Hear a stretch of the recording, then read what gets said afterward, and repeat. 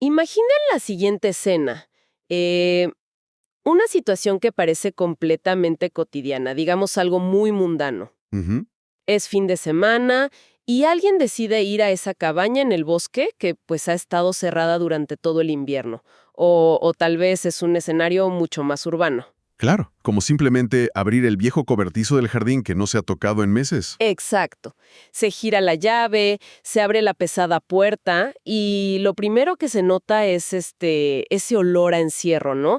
Y el polvo suspendido flotando lentamente en los rayos de luz que entran por la ventana. Es una imagen súper común.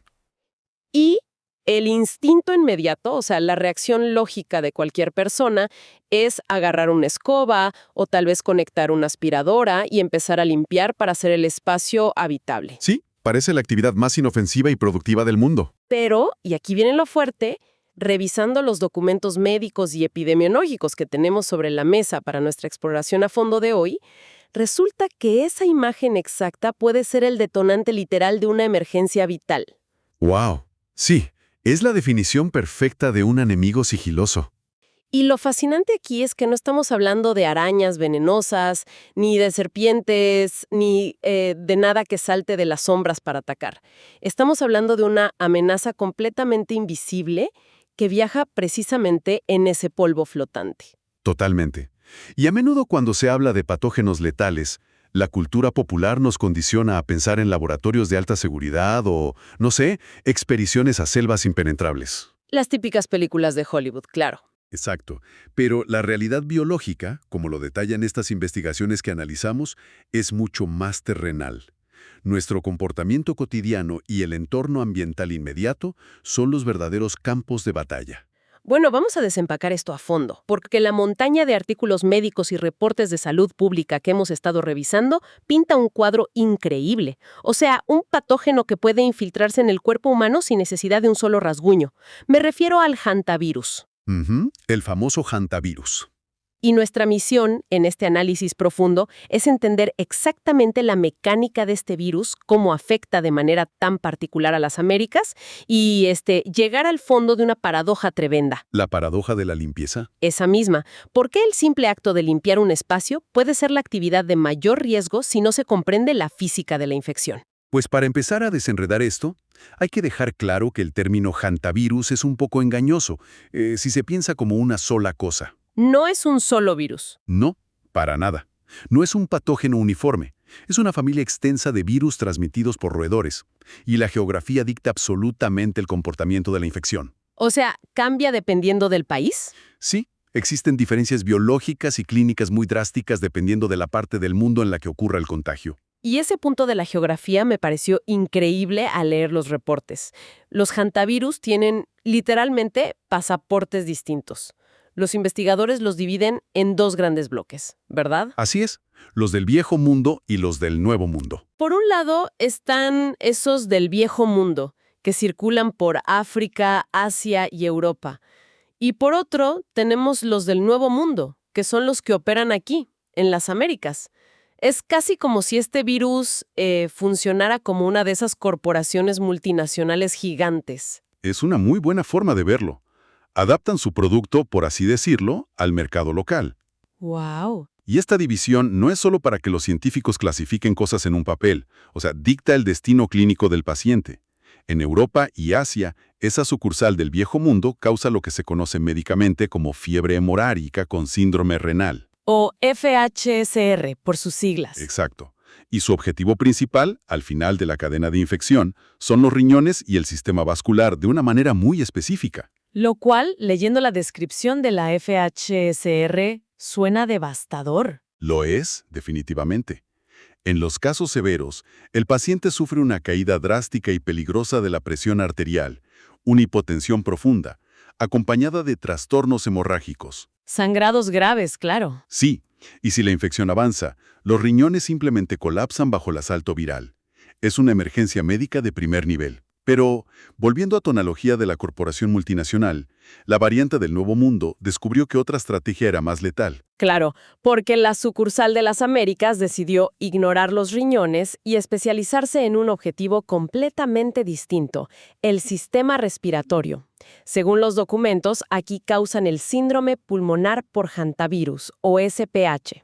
Y si conectamos esto con el panorama general de la salud pública, la diferencia es monumental. Ujú. Los médicos en América enfrentan a un paciente cuyos pulmones se están rindiendo, no sus riñones.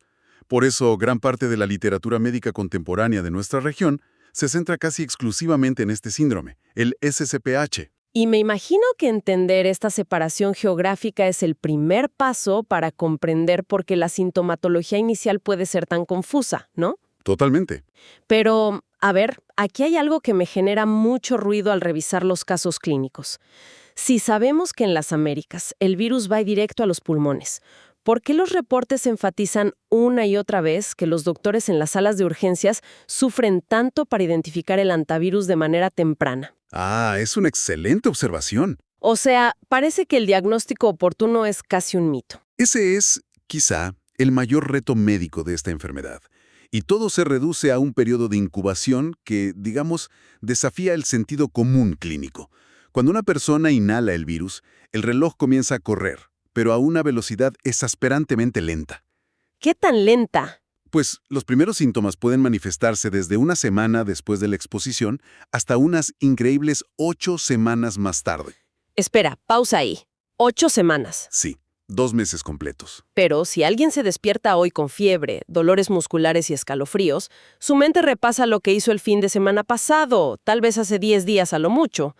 ¿Cómo logra un médico, o el propio paciente, conectar un cuadro febril genérico con un cobertizo polvoriento que limpió hace 2 meses? Es dificilísimo. Suena una tarea de memoria casi imposible. Es exactamente esa ventana de tiempo la que vuelve tan peligroso al hantavirus. Y para empeorar las cosas, cuando los síntomas finalmente aparecen, carecen de cualquier firma única. Los textos lo describen como un gran imitador. Un gran imitador. Sí, porque los primeros días el paciente experimenta fiebre, dolor de cabeza intenso, dolores musculares profundos y a menudo molestias gastrointestinales como náuseas, vómitos o dolor abdominal. Básicamente la persona entra a urgencias presentando el manual genérico de cualquier infección moderna. Exactamente. Físicamente no hay nada en esa primera fase que grite hantavirus.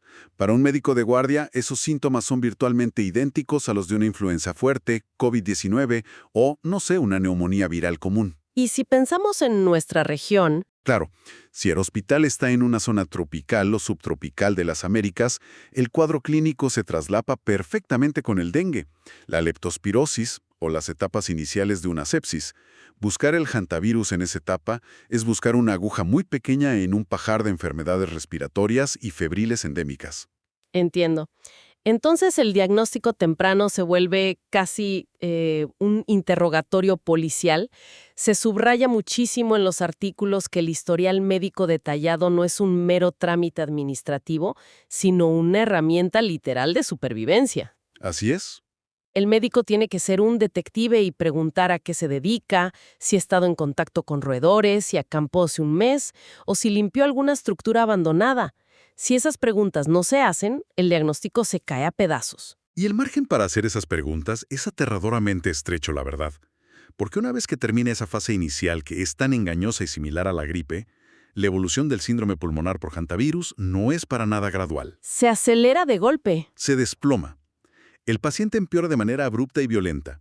Empieza con una tos aparentemente seca, que rápidamente se transforma en dificultad respiratoria severa. Y aquí es donde quiero detenernos un segundo, porque los reportes mencionan que los pulmones se llenan de líquido, pero me interesa saber el cómo. O sea, ¿qué está haciendo el virus a nivel celular para que los pulmones fallen tan rápido?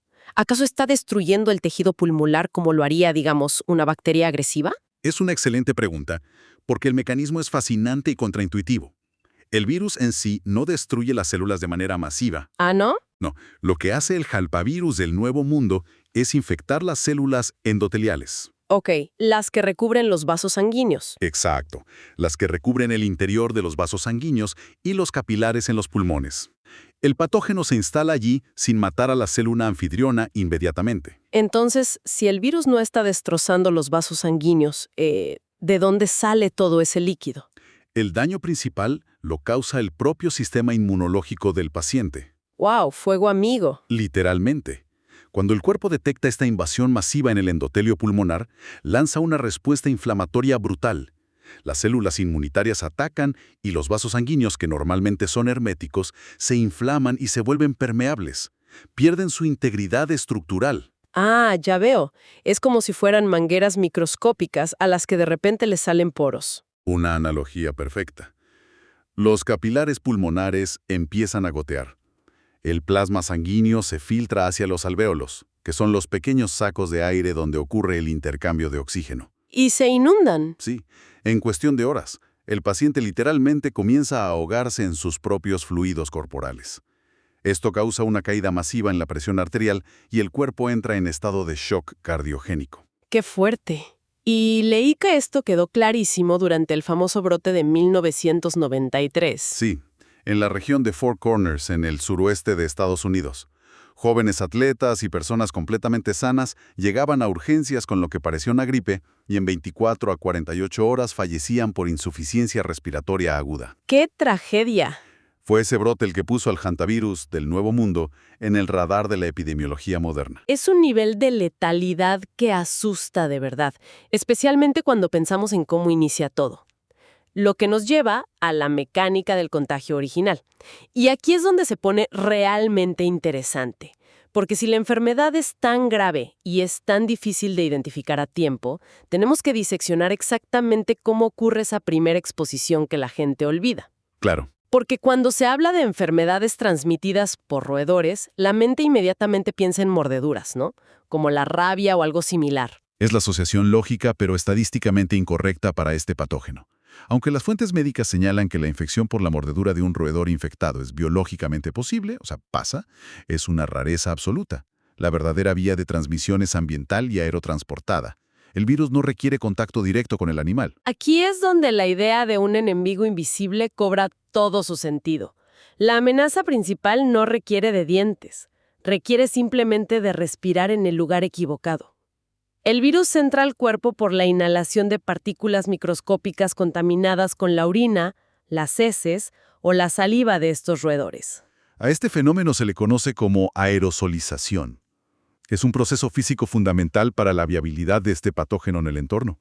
Es casi como si los desechos del roedor funcionaran como un polen tóxico. Imaginen esto quienes nos escuchan. Un roedor entra a una cabaña durante el invierno. Deja sus excrementos en el piso de madera y en los rincones. Y se van secando. Con el paso de los días y las semanas, esos desechos se secan por completo. Luego llega una persona en primavera, abre la puerta de golpe, genera una corriente de aire o empieza a mover cajas de cartón viejas. Ese polen desecado lleno de partículas virales se levanta y flota en el aire. Invisible al ojo humano. Totalmente. La persona jamás cruza miradas con el ratón, pero al tomar una respiración profunda, el virus encuentra su camino directamente hacia los alvéolos. La dinámica es exactamente esa, y explica por qué los reportes epidemiológicos destacan actividades de riesgo tan específicas y aparentemente rutinarias. Limpiar un ático, barrer un cobertizo, realizar trabajos de silvicultura o agricultura donde se remueve tierra y polvo en galpones, o, bueno, simplemente dormir en una vivienda rural que ha estado infestada. Cualquier lugar cerrado con polvo acumulado. ¿Sí? El aire en un espacio confinado se convierte en el vector perfecto. Ahora bien, respecto a la propagación del virus una vez que ya ha infectado a un humano, lo fascinante aquí es que hay una anomalía en la literatura médica que rompe un paradigma importantísimo. Sí, totalmente de acuerdo. Porque el dogma central del antivirus, lo que se repite en cada manual de infectología, es que es una zoonosis de callejón sin salida en el humano. Exacto. Es decir, si alguien inhala ese polvo contaminado y enferma gravemente, no le puede transmitir el virus al médico que lo atiende o a un familiar que lo visita, por más que tosa en la misma habitación. Ese ha sido el consenso clínico durante décadas, con una sola, perturbadora y fascinante excepción. Y es una anomalía que pertenece enteramente a las Américas, el virus Andes. El virus Andes, claro. Este linaje específico de antivirus que circula en regiones del sur de Sudamérica es el único documentado hasta la fecha capaz de sostener la transmisión de persona a persona. Espera, eso cambia las reglas del juego por completo. O sea, el polen tóxico del cobertizo ya no es el único peligro.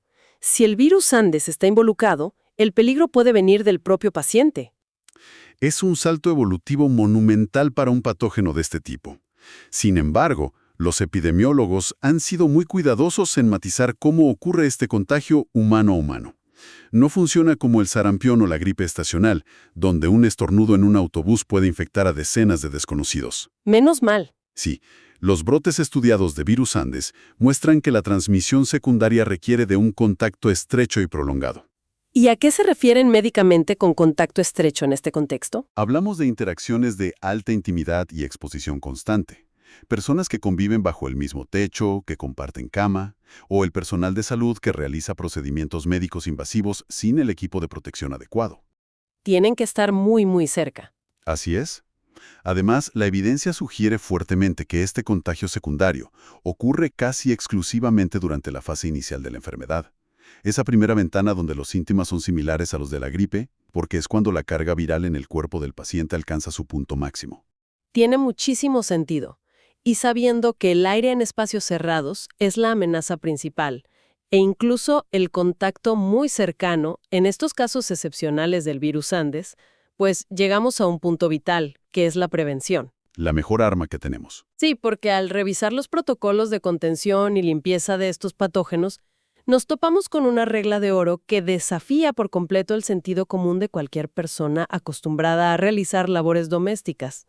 Es verdad. A ver, el control de infecciones a nivel ambiental siempre empieza con la exclusión básica. El objetivo primordial es separar físicamente el mundo humano del mundo de los roedores. Lo estructural, digamos. Exacto. Esto implica la aplicación de medidas estructurales como sellar minuciosamente grietas y aberturas alrededor de tuberías y puertas, almacenar todo tipo de alimento para humanos o mascotas en contenedores gruesos y herméticos y eliminar nidos potenciales en el perímetro de las viviendas. Hasta ahí todo lógico. Sí, pero la verdadera prueba de fuego ocurre cuando la intrusión ya ha sucedido y hay que limpiar un área contaminada con excrementos. Ahí, los instintos más básicos de limpieza se vuelven mortales. Y esa es la ironía más grande de toda esta investigación. Imaginen regresar a ese cobertizo polvoriento del inicio. Alguien ve excrementos de ratón en la esquina. ¿Cuál es la herramienta lógica que la sociedad nos ha enseñado a usar? Una escoba tradicional o, para ser más higiénicos, una aspiradora potente. La aspiradora, claro. Sin embargo, los manuales de salud pública establecen de manera tajante que usar una escoba en seco o encender una aspiradora sobre estos desechos es literalmente sabotear la propia supervivencia. Son herramientas prohibidas. La física detrás de esta prohibición es muy directa. Una escoba en seco aplica fricción y energía mecánica sobre las partículas depositadas en el suelo. Las empuja y las levanta. Exacto. Y una aspiradora hace algo aún más agresivo. Succiona el material y expulsa un flujo constante de aire por su escape. En ambos casos, el resultado inmediato es la aerosolización forzada. Pones el virus a volar. Se toma una partícula viral inerte que es inofensiva mientras esté pegada al suelo y se catapulta violentamente hacia la zona de respiración. Se fabrica una nube infecciosa en un espacio cerrado. Entonces, si las herramientas de limpieza estándar están descartadas, ¿cómo se supone que se debe neutralizar un espacio contaminado sin correr riesgos? ¿No lo podemos dejar así? La respuesta de la epidemiología es análoga y sorprendentemente sencilla. Agua y desinfectante. La instrucción crítica es humedecer abundantemente toda el área contaminada, los excrementos, los nidos y el polvo circundante, antes de intentar remover cualquier cosa. Ok, ¿y cómo funciona exactamente esa humedad para desactivar el riesgo? Tiene un doble efecto. Mecánicamente, al rociar el área con una solución, el líquido añade peso y aumenta la tensión superficial de las partículas virales y el polvo. Se vuelven físicamente demasiado pesadas para flotar en el aire, anclando la amenaza al suelo. Claro, ya no pueden volar. Exacto. Y químicamente, si se usa una solución de lejía o cloro diluido, el desinfectante ataca y destruye la envoltura lipídica del hantavirus, neutralizándolo casi de inmediato. Lo deshace. Así es. Una vez humedecido el material, se puede recoger usando guantes y toallas de papel desechables de manera completamente segura. Es cambiar la fuerza bruta por química y física básica. Se le cortan las alas al virus, dejándolo pegado al suelo. Y supongo que a mayor escala, cuando se detectan casos reales en una comunidad, el protocolo epidemiológico se vuelve mucho más rígido. Absolutamente. Cuando ocurre un brote, en particular en áreas endémicas del virus Andes, donde la transmisión secundaria es un riesgo real, las autoridades sanitarias implementan un control intensivo. ¿Qué tipo de control? El enfoque exige la identificación rápida de posibles casos, el aislamiento estricto de los pacientes infectados en entornos hospitalarios controlados y un rastreo exhaustivo de los contactos cercanos. Para evitar que salte de persona a persona. Exacto. La aplicación de precauciones universales de control de infecciones en los hospitales es la barrera final para evitar que un incidente ambiental aislado se convierta en una propagación comunitaria ampliada. Bueno, entonces, repasando toda la información y los reportes médicos que hemos cruzado hoy, ¿qué significa todo esto? Nos queda claro que el hantavirus es un peligro magistralmente adaptado a su entorno. Sin duda. Dimos cómo su impacto clínico se bifurca geográficamente, destrozando los riñones en el Viejo Mundo y atacando ferozmente los capilares pulmonares en las Américas a través del SCPH. Y bueno, es el imitador definitivo. Un virus capaz de esconder el inicio de una falla orgánica catastrófica detrás de los síntomas de una simple fiebre durante semanas enteras. Es un nivel de camuflaje impresionante. Y opera sin necesidad de ataques físicos, escondido a plena vista en el polvo de los espacios que abandonamos, exigiéndonos abandonar la escoba tradicional y usar agua y cloro para no activar las minas biológicas que los roedores dejan a su paso. Es un resumen perfecto.